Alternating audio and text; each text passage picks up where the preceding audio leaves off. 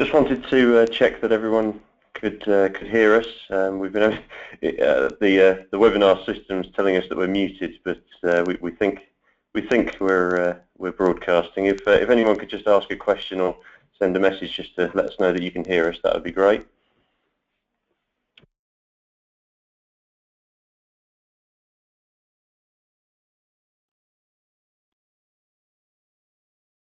Okay, well it sounds like it's working, so thanks for your feedback. I'm going to hand you over to Chris now, who's going to run through a few bits and pieces.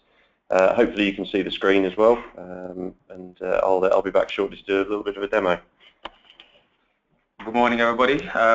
Like Mark said, my name's Chris. But before we start our webinar session today, I'm just going to go through a few formalities. So on the right-hand side of the panel, you should see the Ask the Questions panel. So if you have any questions, you can just type in your questions there, and we'll get to it at the point of the Q&A section. So yeah, as you can see there, just the question bit there. Once we've finished the presentation, the slides will be available. And just to let you know who's going to be presenting this presentation, myself, Christopher DeGanga, the Technical Integration Specialist, and Mark Phelan, the Group Development and Integration Manager. All right, a quick overview of what we're going to cover today. So licensing card exchange, configuring card exchange, designing cards, connecting to the database, printing cards, and we're going to have a quick little demo by Mark. Also a few things you need to consider before installation, and then at the end, a quick Q&A. So starting with the licensing, we have two licensing models. So you have your standalone license, which is locked to a single PC.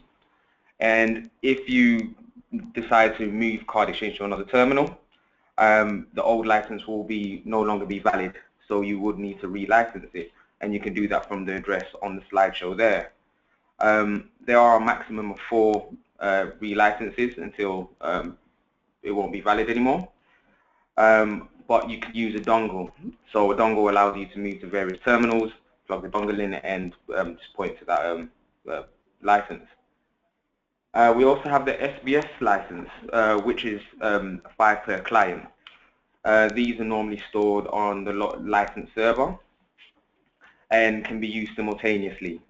There's a service that runs on the server, the Sentinel RMS License Manager server, and that just distributes the licenses to the required terminals. You can also monitor how many licenses are in use by using WLM admin tool, which is normally held in the same location that the license is. And there are various editions of Card Exchange. So you have the Gold, Premium, the Professional, and the Ultimate. The Gold is the most basic one out of the 4. And we would advise that the Ultimate is the one that you use because that's the one that's enabled for contactless encoding.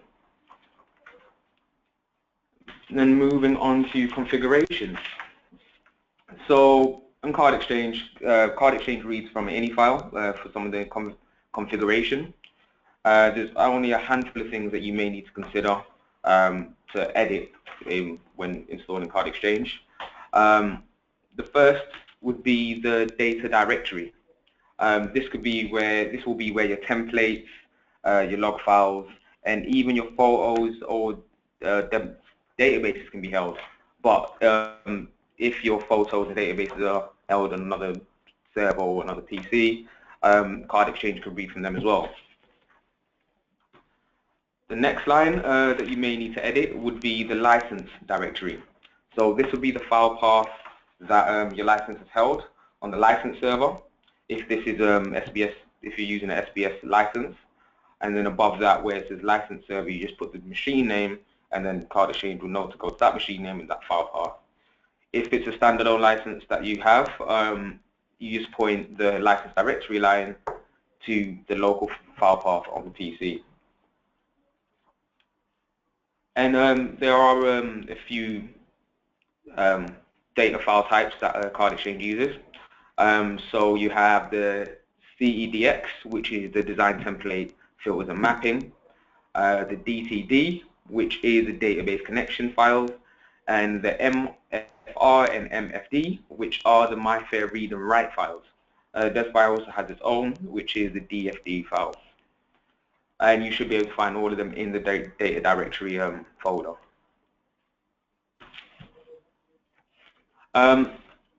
There is another line, so the upgrade notification line. So by default, whenever CardExchange is due for an upgrade or update, you get a prompt on your CardExchange screen when you're loading it up. So if you just change that to false, that should stop that message from appearing. And just save that document and then load CardExchange. So quick overview of the designer. So CardExchange has an easy wizard that you can follow. It literally takes you from step to step of designing your card. So you can design your backgrounds, your database connections, your photos, and your barcodes. This is normally found within the configuration tab of CardExchange. But if you'd like to do more intricate designs, you can use the card designer. If I was going to compare it to anything, it would probably be PowerPoint. It looks very similar in terms of the facade. And this allows you to add text fields wherever you'd like, so position them in particular places, change font, anything you'd like. And if you'd like to do more complex functions, on the designer itself, there's a button that says Properties on the right, as you see there, highlighted. And this will bring up the Properties panel on the right-hand side. From here, you can connect your design to your database. So you can pull surname or forename to automatically populate the card before printing. So you can do even more intricate bespoke functions by writing Python scripts. So on the screen now you can see there's a handful of scripts. So how to add an expiry date onto your card, how to change that strip color depending on department or user, and how to add the current academic year. So that could be the functions could be pretty useful if you need to add a few extra things onto your card design. As well, you can add manual entries. So manual entries is a field that you add into your card design, and at the point of printing out, it will prompt you to put in some text. So in this example here, you put in temporary card, and it will just print out temporary card in the position you put the manual entry.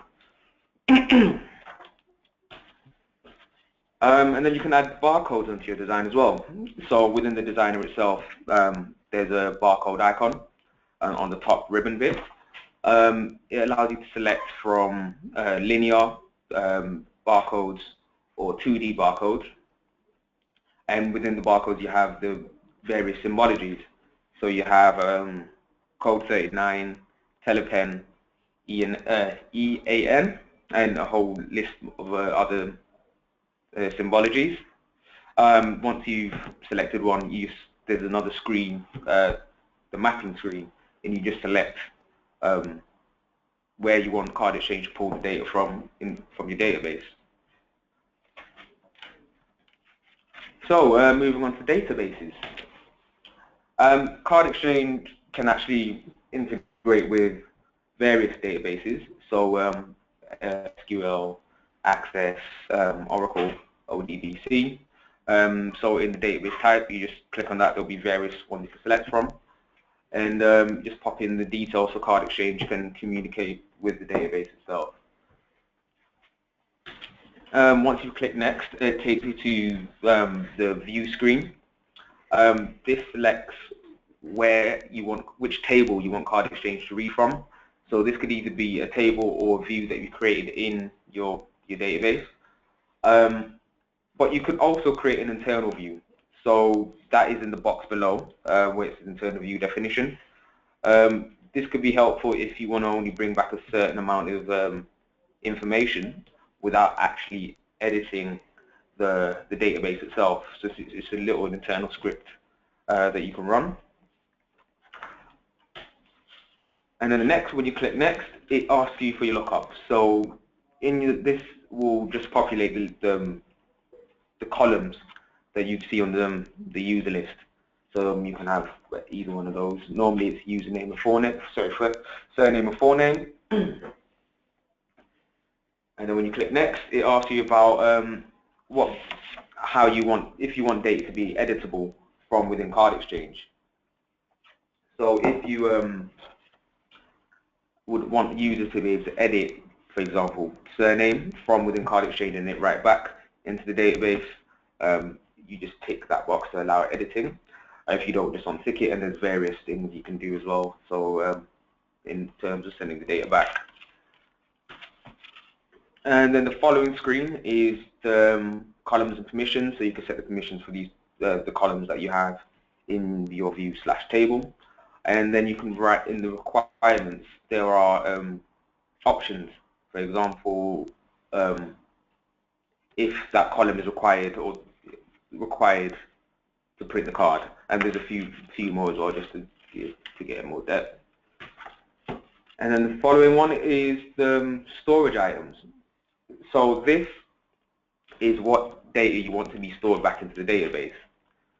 So it could be card number, it could be your photos, biometric ID scans, and that's simply by clicking the option that says store data after printing a card.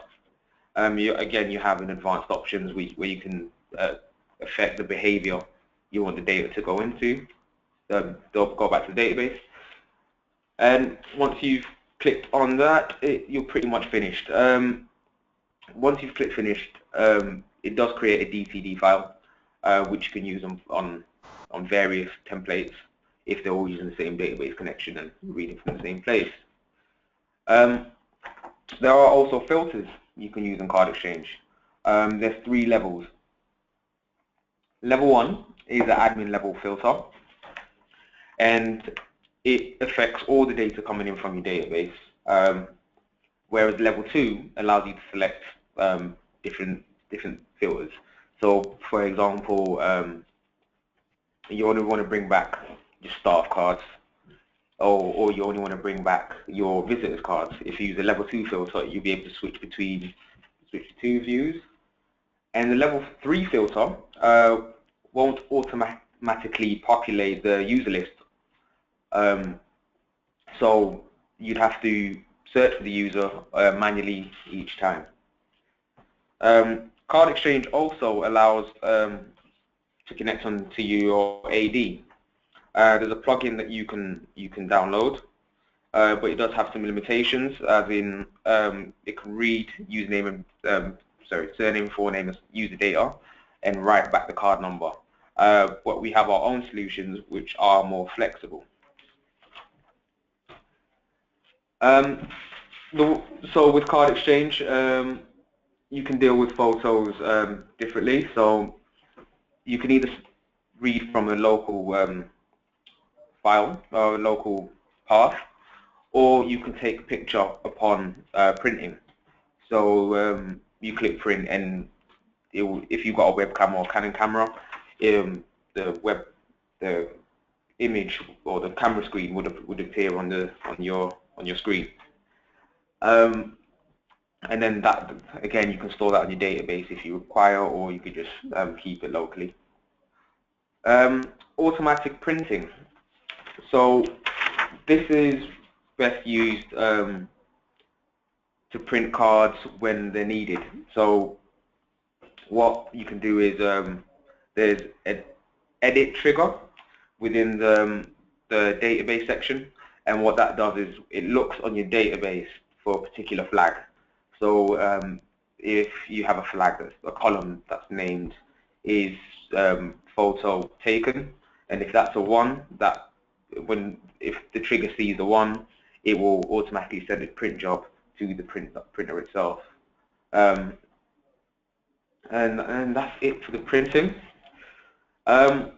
So with a SBS license, you have the ability to also get the dispatcher and print server. So what it does is it reads from the database into CardExchange. CardExchange then sends it to the dispatcher, then from the dispatcher to the print server, then from the print server to the requested printer. So these could be network printers as well. So you can use the dispatcher and print server from there. So the dispatcher is an optional feature and may require separate licensing. And then moving on to our MyCar Technologies. So CardExchange is compatible with MyFair, DeskFile, and MagStripe.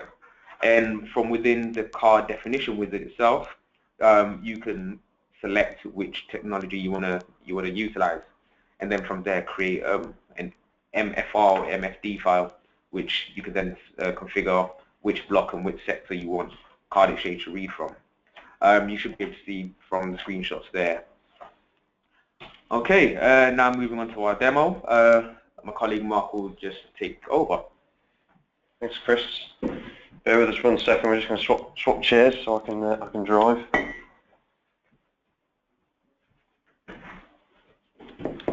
Okay. What I'm going to do is just run a very basic example, just of creating a card from scratch and linking to a database. We're going to have a couple of templates, one for our staff and then one for visitors. I'll start with the staff first, and we'll see how time goes. We have a list of our staff held in a SQL database, which we've populated from our AD. So we've got just the basic things like the people's name and job title, as we saw in some of the example slides. And I'm just going to quickly go through storing that card number that we would capture at the time of print. Right, so let me just grab this over onto the screen so everyone can see it. So what we've got here is a completely blank installation of CardExchange. So what I'm going to do is I'm going to create a new card, and then we have to give our template a name. So this isn't just the card design, this is all the configuration settings for this card. And we've got a few options here. So we have a wizard that we can step through. Chris did mention this, and this will guide you through the steps and ask what information you want on the card. Do you want a photo? Do you want a background? I'm going to skip that because I am an advanced user, as it says on the screen. So what we'll do then is this will take us into this card definition wizard. So this is where all the settings are brought together. So we've got the layout of the card, we've got all our database settings, and then we've got the settings for doing the contactless encoding. So let's start with our card design first, and we'll call it AIT staff. So you can see there it's created the CEDX file, which is going to be our CardExchange design. And if I just bring the designer over onto the screen here so you can see it. So we've got a completely blank card, looks a bit like an A4 sheet of paper, but all we'll do is we'll pop a couple of placeholders in here. So we've got our image, so we'll put our company logo up there. I'm then going to put another image in, which is going to be the staff photo.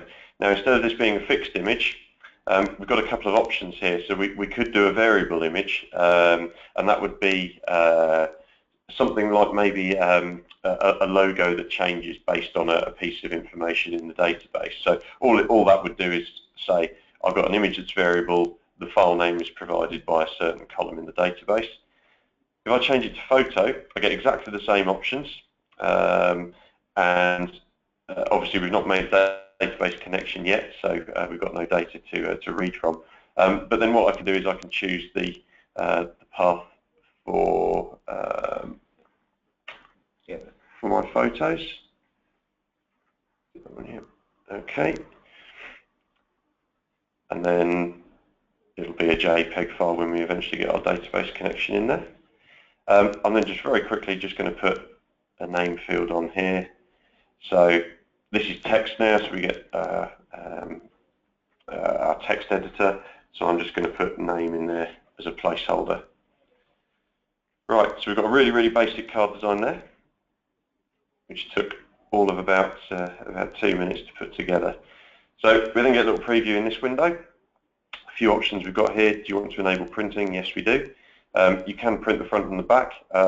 You don't necessarily need a double-sided printer because CardExchange will actually prompt you to turn the cards over. So if you've got a single-sided, you can still do the double-sided printing, but it's just a much more manual process. What I'm now going to do, let's get some data in so we've actually got something to play with. So again, I'm just going to call it AIT staff, but this time it's going to be a DTD file. And then I'll press create. And what we'll do is we're going to add, so we could have multiple databases in here. You can normally only read from one, so that's what would provide your list of users. If you were pulling data from lots of different sources, then what you would probably do is create a view that links everything together behind the scenes. So AIT staff, we have it held in SQL Server, but as you can see, we can connect to lots of different data sources in here. And if there's one that isn't listed, so there's no native connection, we could always use an ODBC link, provided you had the driver for it. So we're going to use SQL. I'm going to connect to the local database running on here, which I believe is test. Okay. So then we have a couple of tables here. So although this refers to it as views, it's just a data source. AD user export is our list of users from Active Directory. And then I have to choose a primary key. Now this has to be unique. So if you've got your database managing keys for you, then you could just use that. If you've got something like a staff or student number, then that's normally a unique number. As long as it doesn't appear in there twice, then that's fine. So I'm going to use the username because that should always be unique on the domain. I'm then going to choose what fields are shown to me in the list. So I'll just do forename and surname. I'm not going to do any editing because I'm going to assume that all my data is correct. So we'll just skip on to that. What I've then got is I can choose which of these columns are visible. So I can hide certain ones if I don't want them to be in there.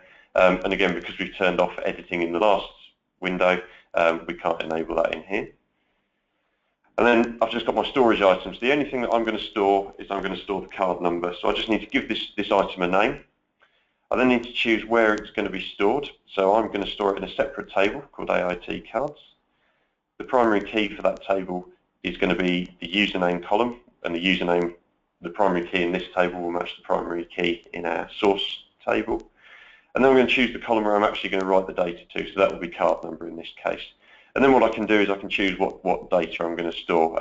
If I wanted to keep track of an issue number or something like that, then I'd set this storage item to be a print counter, and there'd be no further configuration necessary. But we're going to do store data after printing a card, and then what we'll do is when the printing's complete, it'll write back the card number. And then just finally, what we need to do is we just need to set CardExchange up to actually do some encoding. So I'm going to enable it, and then all I'm going to do is read data from a MyFair card. So I can just call this MyFair because it's a fairly generic setup. We'll create that. It doesn't matter what technology we're using here. I mean, we could use HID cards if we had a suitable encoder. Since we're only working with the chip serial number, I'm just going to say it's a 1K card. I would then choose the reader that we're using. I've got a few options on here. This list would vary depending on your printer, so we could just choose this smart card reader. We've got a few settings relating to the MyFair application directory as well if we were using that. Now, if we were actually reading data from a specific sector on the card that had already been written there, then we could set all this up. But as we're just using the chip number, we can just skip this screen. We're not doing anything with keys, so again, we can just skip this. And then at this point, you've got the option, if you were working with keys, you can hide all these settings so that a user can't view what your secure keys are. If I then click Next, what it does, it takes me to this mappings window here, and that storage item that I created called card number, what I can then choose is what piece of information I want stored in there. So I want the chip serial number. There's various options here about choosing the format, the order that we read from, and also support for 7-byte chip serial numbers as well. Since we're not using hex here, so we're using a decimal format. If we were working with just a standard 4-byte card, then we'd normally set the digits to 10, and that would pad it out with leading zeros at the start. So we've now got our very basic card design. We've got our list of users here. I'm just going to jump back into the designer now and drag that onto the screen. And what I can now do is I can now link some of these fields. Oops. If I can drag the windows back over. And instead of having a fixed value for the name now, I've got all my database columns in here. So I could choose full name. That then populates that there. And for the photo, I can now do username, and Dave's Ugly Mug appears on the screen. So we've got our AIT staff card, that's really nice and simple. I'm just going to create a very quick visitor card, and this card isn't going to do anything to do with databases. So what we'll do is we'll just very quickly put together this card, and I have to keep dragging windows across the screen, so bear with me a second. So we'll just put a quick picture in.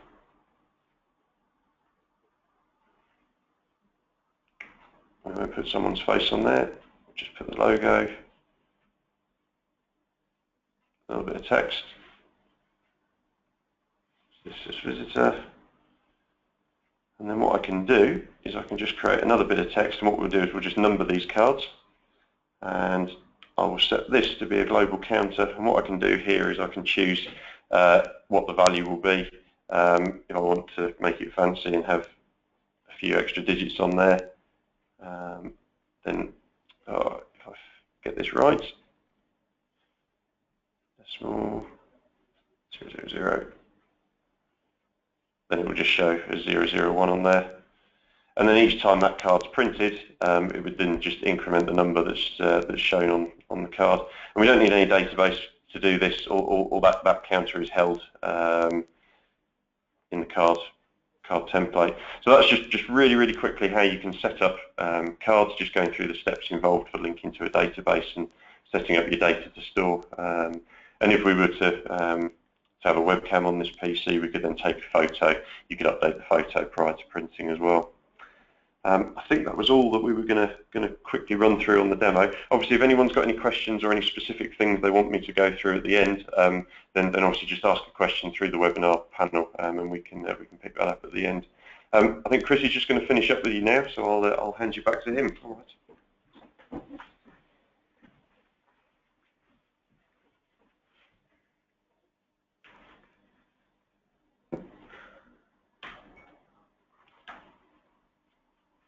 So we'll just minimize this. Okay, so a few things that you may need to consider when installing CardExchange. So the data source, where the data is coming from, so whether it be HR, an MIS system, or AD, or even other. Information to be printed on the card. Yeah, to quite think of what that needs to be before start designing the card. The photos, if they're existing files and the format you want them to be in. If the card design is actually approved by the heads of department or who it may need to be. The card technology you would like to utilize, so whether it be MyFair, DevSpy, or MagStripe. And if you want the card to be printed double-sided, or if you're going to have multiple templates like we did on our demo. The various systems that rely on cards, so it could be boss passes, access, printing, just consider that. The licensing model that will work best for your organization, whether it be SBS or a standalone license. Whether you want a remote printer or you want a network printer. And now for the questions. We've got a couple that have come through just while we've been on. So one of the questions is about restricting access to the various functions in CardExchange. So what we can do is we can enable a feature called logins. So for example, you may want just a user account that can simply do printing. and not have access to be able to edit the card designs and things like that. On a related note, there is another question about linking logins to Active Directory. Unfortunately, that's not currently possible. You can have the same usernames and passwords, but there's no direct AD link yet, though it is something that we have asked about and they are looking into. So you could potentially have a security group in Active Directory that was allowed to do certain functionality within CardExchange. Just another question we've got there about the data directory. That, although we showed that being on a local path, that could be a network path as well, which is what we probably recommend, because obviously if you have a problem with that PC, you've still got all your settings, all your card designs. You'd have to start from scratch with that. We've got a question that's just come in. When you take a picture, can you configure the file name? Ours need to be stored as the student ID so other systems can use. So yes, you can do that. What you would do is, as long as you have the student ID as a column in the data source, you could map the photo file name to that column, and then when what CardExchange would do is look in a certain directory for the image matching that file name. If it doesn't find it, you've got the option to take that picture, and as long as it's got the relevant permissions, it would then store the photo and use that specific student ID column in order to save the photo. Just another question that's just come in about the use of Canon cameras. So Canon have an SDK that enables you to do live view. So if you've got a Canon SLR camera, which a couple of our customers use to get a high quality picture, the Canon camera can actually send back what it sees to the screen, and it then enables you to control the focus and exposure and everything through the PC rather than doing it on the camera. That's not to say that other cameras don't work. However, the Canon one is quite well supported because it's got the SDK. You can use a standard webcam. We use the Microsoft LifeCam HD quite a lot. It takes a perfectly good photo for an ID card, and there's loads of other webcams. I mean, even the inbuilt cameras in laptops will work fine as well. And just a question, so another one that's just come in is, after a card is printed, how do you assign the card number to a record? What would happen, you've got a couple of ways. It depends on how your data is structured. The example that I showed was we had a kind of a fixed table that just had our list of users, and we then had another table which was holding the card numbers. So in that card number table, we had a column for the username, so that would be our unique ID for each user, and there was a column for the card number as well. That's not to say that we couldn't have had an empty column in our source table, which we also could have written back to. But what it would do is it will use the primary key to then look up the user, and it will store the card number against that record. So although the mapping may not be immediately obvious in CardExchange, as long as the primary keys match across all your tables, then you can store data wherever you want, and it will map through to each user. And one other question is about what Oracle database versions are supported. So obviously, for those of you not too familiar, Oracle has lots of different versions of their database, and you need to make sure you have a matching client number. The native support is for an Oracle client based on 11.2.0, but if you're not using that specific version, then you can always use an ODBC driver, and I must admit in 90% of the cases we would use an ODBC driver to match the version that's in use. Oh, and I was just going to finish there, but there's just one more question that's pinged up. So our printers do not support card number read at print. How do we read the card number and assign it to the record? So there's a couple of options that you've got. There are, depending on your printer, and obviously we can have a conversation afterwards if you like about this. But we can actually a lot of printers do have space to accept a separate encoder. We often use an encoder called OmniKey. It's got a very small footprint. You can normally squeeze it inside the printer.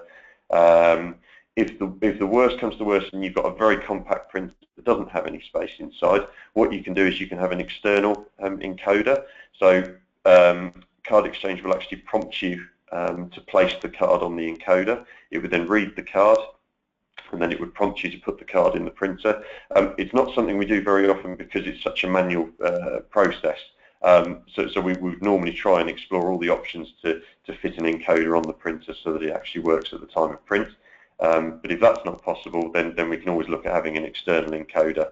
And if you're only doing sort of occasional cards, you can you could just do that step manually.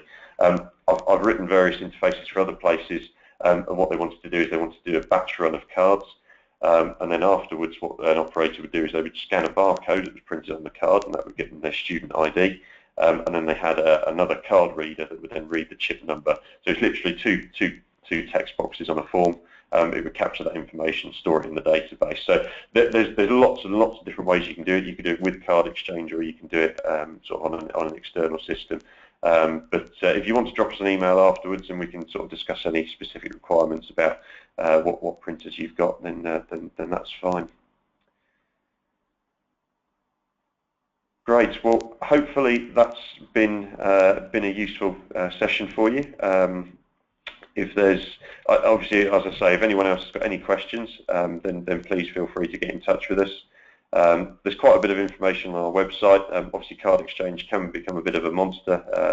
There's lots and lots of different configuration options, and obviously we've only scratched the surface today. But if there's anything specific you'd like to do, or anything we've covered has sort of sparked some interest, and you want a bit of assistance with that, then please get in touch. We'll make the show, the webinar, available afterwards for anyone who wasn't able to attend, or if you want to refer to anything again in future. So once again, thanks for your time, and we'll sign off for now.